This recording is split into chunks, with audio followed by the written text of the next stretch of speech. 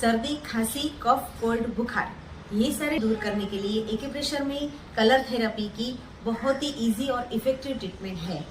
Sketch pen या marker pen की मदद से आप दोनों थंब के इस तरह से साइड पर और आगे पीछे दोनों जॉइंट पर ब्लैक कलर करके रख दीजिए दोनों हाथों में। फर्स्ट फिंगर के फर्स्ट जॉइंट पर ब्लैक, इसके बाद ग्रीन और इसके बाद स्काई ब्लू कलर, ये तीनों जॉइंट पर इस तरह से आगे पीछे आप कलर करके रख दीजिए। और स्मॉल फिंगर के फर्स्ट जॉइंट पर ब्लैक कलर, इसके बाद ग्रीन कलर और इसके नीचे के जॉइंट पर स्काई ब्लू कलर, इस तरह से आगे पीछे दोनों स्मॉल फिंगर पर करके रख दीजिए। एक बार ये ट्रीटमेंट जरूर ट्राई करें।